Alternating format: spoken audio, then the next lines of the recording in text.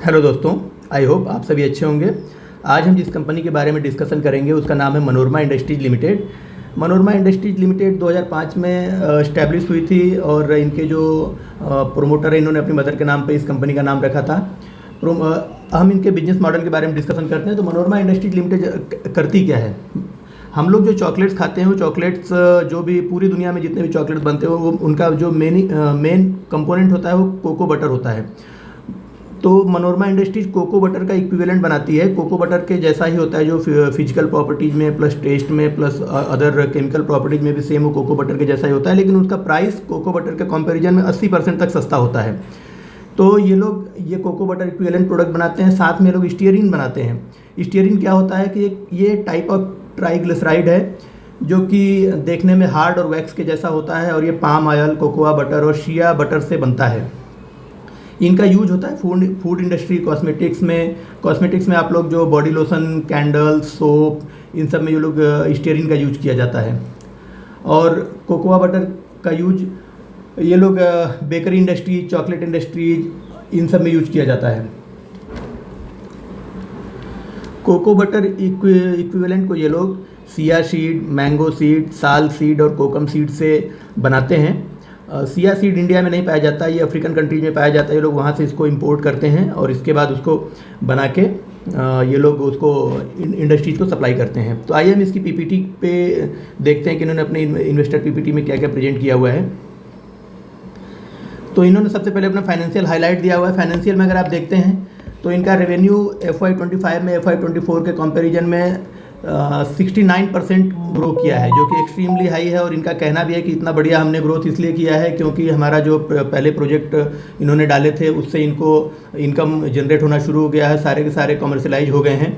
और इसके बाद इनका जो ग्रॉस प्रॉफिट अगर आप देखेंगे तो वो 80% तक बढ़ा है। और अगर इनका एम्प्लॉय एक्सपेंस देखेंगे तो वो भी 145% बढ़ा है। एम्प्लॉय एक्सपेंस इनका बढ़ने का रीज़न इन्होंने बोला है कि हमने नए एम्प्लॉय हायर किए हैं, इसके लिए हमारा एम्प्लॉय एक्सपेंस भी बढ़ रहा है क्योंकि आने वाले टाइम में इनके पास मार्केट में ह्यूज अपॉर्चुनिटी है और उस अपॉर्चुनिटी को ये लोग किसी भी कीमत पे छोड़ना नहीं चाहते। इसके लिए लोग नए एम्प्लॉय हायर कर रहे हैं, नई मशीनरी, नए टेक्नोलॉजी और नए प्लांट, 5 नए प्लांट ये लोग इनके पाइपलाइन में है जिसको ये लोग कमर्शलाइज कर देंगे आने वाले 2 से 3 सालों के अंदर। इनका आप अगर पैट देखेंगे तो पैट इनका 179% का ग्रो किया है ईयर ऑन ईयर और 238% का ग्रोथ हुआ है इनका Q4 वर्सेस Q4। तो इनके फाइनेंशियल तो बहुत ही स्ट्रांग है। आगे हम चलते हैं, देखते हैं कि इन्होंने अपना हिस्टोरिकल फाइनेंशियल स्नैपशॉट भी दिया हुआ है। उसको अगर आप देखेंगे तो फाइनेंशियल ईयर 21 में 2026 करोड़ का इनका 2026 मिलियन का इनका रेवेन्यू हुआ करता था, जो कि फाइनेंशियल ईयर 25 में 7,708 मिलियन का हो गया है। इबिट्टा भी अगर आप देखेंगे तो जो इबिट्टा 17.1% हुआ करता था वो आज की डेट में 24.8% हो चुका है। सेम पैट अगर आप देखेंगे तो वो फाइनेंशियल ईयर 21 में 146 मिलियन हुआ करता था, जो कि अभी 1,121 मिलियन हो गया 2025 में। EPS भी देखेंगे तो आप 21 में 3 हुआ करता था, जो कि EPS आज 2025 में 19 तक पहुँच गया है। तो इसमें एक्सपोनेंशियल ग्रोथ दिखाई दे रही है इनके ग्रोथ में। हिस्टोरिकल फाइनेंशियल स्नैपशॉट भी इन्होंने दिया हुआ है। इसमें अगर आप देखेंगे तो ROE जो इनका 2021 में 10.1 हुआ करता था, आज 2025 में 24.3 तक पहुंच चुका है। ROCE भी अगर आप देखेंगे तो 21 में 20 हुआ करता था, जो 33 पहुंच गया है। वर्किंग कैपिटल जो डेज है वो 160 हुआ करता था, जो फाइनेंशियल ईयर 25 में 151 हो चुका है। नेट डेट टू इक्विटी भी अगर देखेंगे तो 0.83 मीन इसके ऊपर कर्ज भी काफ़ी कम है और फाइनेंशियल इनका बैलेंस शीट काफ़ी स्ट्रांग है, फाइनेंशियली काफ़ी स्ट्रांग कंपनी है। इसके बाद इन्होंने अपना मनोरमा का यूनिक प्रीपोजिशन दिया हुआ है, जिसे आप देख सकते हैं इधर PPT में। इन्होंने इसके बाद अपना जो स्ट्रांग बिजनेस मोड इनका बताया है। इनका जो वेस्ट टू वेल्थ का इनका जो बिजनेस मॉडल है वो वेस्ट टू वेल्थ का है।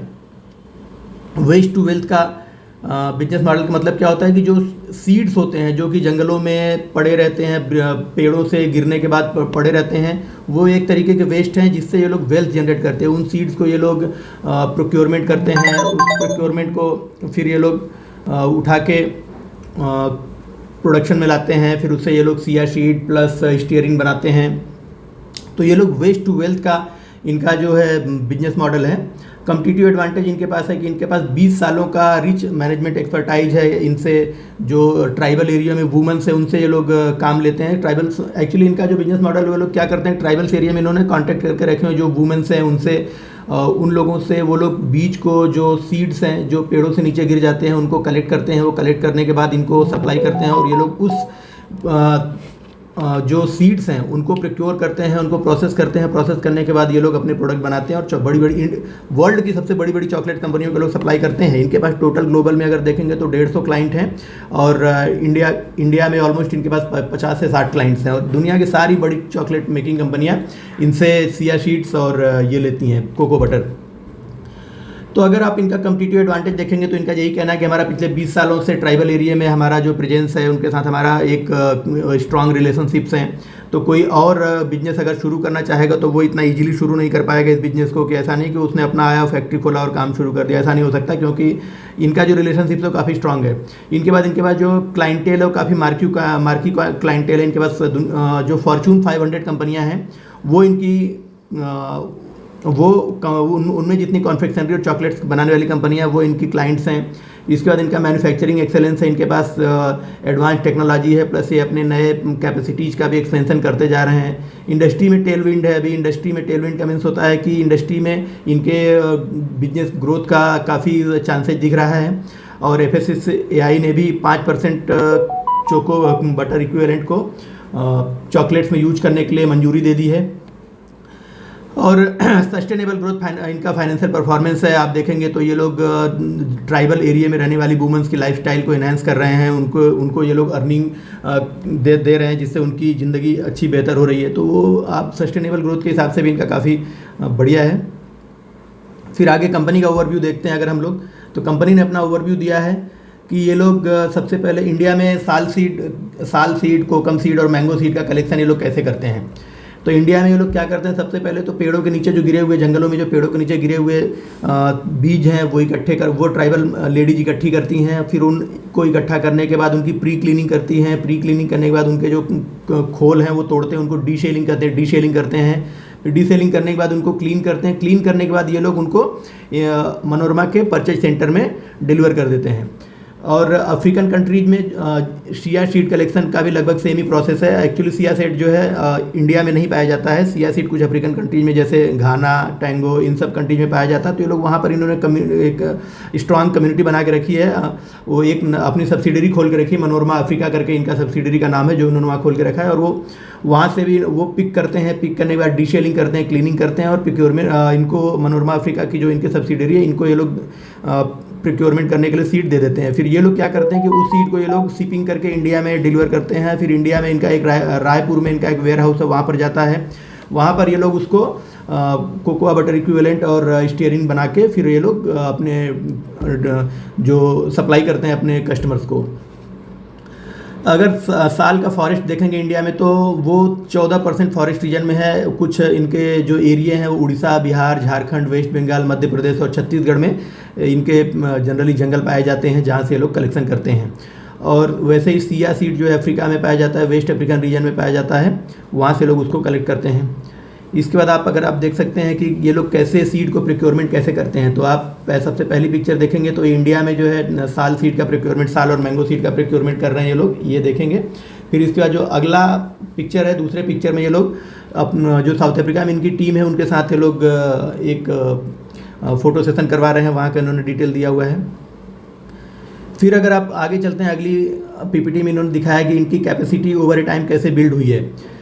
तो सबसे पहले इनका जो पर्टिकुलर्स है इनका की जो सीड की मिलिंग है, सीड की मिलिंग 2023 में 60,000 मीट्रिक टन पर एनम हुआ करता था, जो कि अभी फाइनेंशियल ईयर 25 में 90,000 मीट्रिक टन पर एनम हो गया है। सॉल्वेंट एक्सट्रैक्शन इन्होंने 90,000 मीट्रिक टन हुआ करता था 23 में, अभी 25 में भी 90,000 मीट्रिक टन है।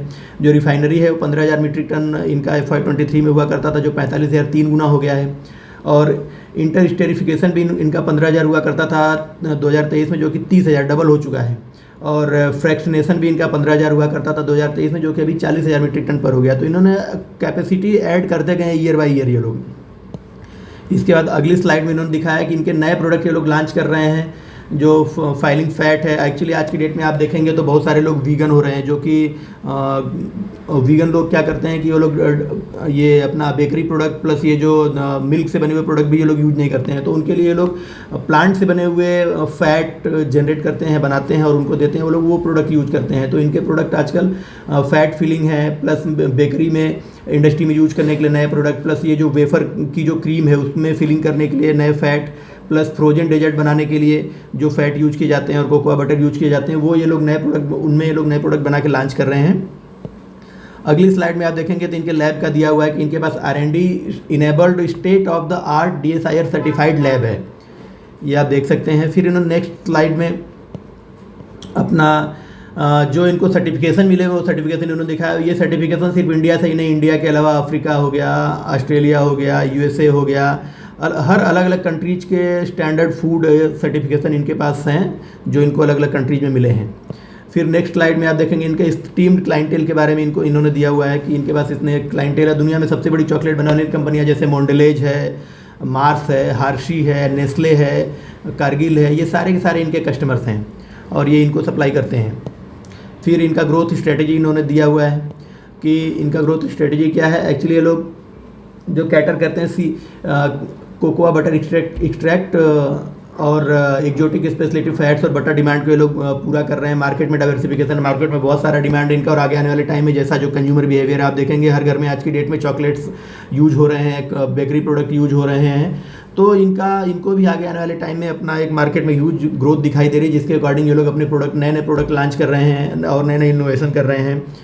फिर आगे इन्होंने अपने ग्लोबल फुटप्रिंट दिए हुए हैं कि कैसे ये लोग ग्लोबली इनका ग्रोथ हो रहा है। आप देखेंगे नई सब्सिडरी इन्होंने लॉन्च करके रखी है नाइजीरिया में, UAE में, इजिप्ट में और ब्राज़ील में, घाना में, सिंगापुर में।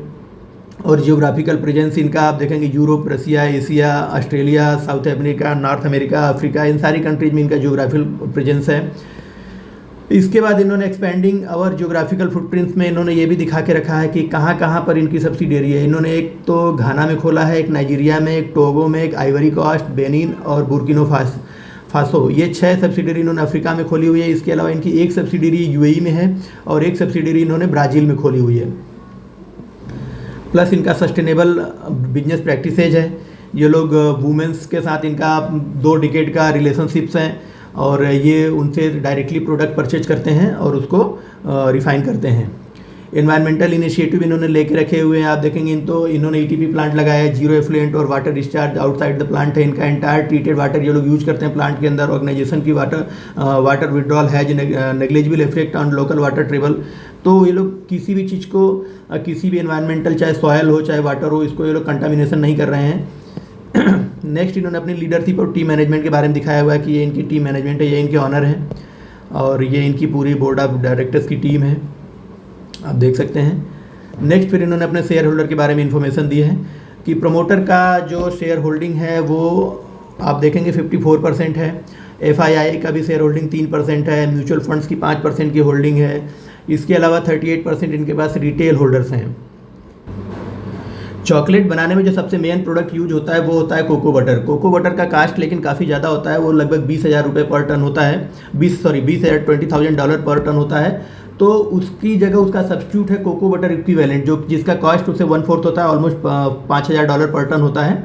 और इसका आप देखेंगे फिजिकल प्रॉपर्टीज हो, टेस्ट हो, केमिकल प्रॉपर्टीज हो, ये सब ऑलमोस्ट सेम होता है। बस इनका एक्सट्रैक्शन कोको बटर की बजाय ये लोग साल सीड, मैंगो सीड, कोकम सीड से ये लोग करते हैं। और इनका जो दूसरा प्रोडक्ट है वो स्टीयरिन है। स्टीयरिन एक टाइप ऑफ ट्राइग्लिसराइड होता है जो हार्ड और वैक्स के जैसा होता है और ये पाम ऑयल, कोकोआ बटर और सिया सीड के बटर से बनता है। इनका यूज होता है फूड इंडस्ट्री, कॉस्मेटिक्स में, सोप में, बॉडी लोशंस, कैंडल्स बनाने में यूज होता है। अब हम इनके फाइनेंशियल हाइलाइट्स और कॉन्फ्रेंस कॉल के कुछ हाइलाइट्स डिस्कस कर लेते हैं आप लोगों के साथ। इनका जो टोटल रेवेन्यू है 7,771 करोड़ का हुआ है FY25 में, जो कि अगर ईयर बाय ईयर अगर आप देखेंगे तो 24 से 69% का ग्रोथ आया है। इबिट्टा मार्जिन 1.6 टाइम्स हो गया है इबिट्टा, और इबिट्टा मार्जिन इनका 24.8% है। अगर इनका पैट प्रॉफिट आफ्टर टैक्स देखेंगे तो लगभग 2 गुना हो गया है, 112 करोड़ हो गया है, 2 गुना है ऑलमोस्ट लास्ट ईयर से। तो इनको अच्छा खासा ऑपरेटिंग लीवरेज भी मिल रहा है। इसके अलावा अगर आप इनका पैट मार्जिन देखेंगे 14.5% है और इनका कुल टोटल रेवेन्यू में 73% रेवेन्यू इनका एक्सपोर्ट से आया है। इनका ROE और ROC देखेंगे 24.3% ROE है और ROC 33% है। और इनमें इन फ्यूचर इनके मैनेजमेंट ने बोला है कि और भी ज़्यादा अपवर्ड डायरेक्शन में ये लोग जाएंगे। इनके ऑपरेशनल हाइलाइट्स इन्होंने दिए हुए हैं। इनका फ्रैक्शनल प्लांट अगर आप देखेंगे तो जो इनका पुराना प्लांट है वो 15,000 टन का है, जिसका ये लोग 100% यूटिलाइजेशन कर रहे हैं, कैपेसिटी यूटिलाइजेशन कर रहे हैं। और नया प्लांट इनका 25,000 टन का नया प्लांट है।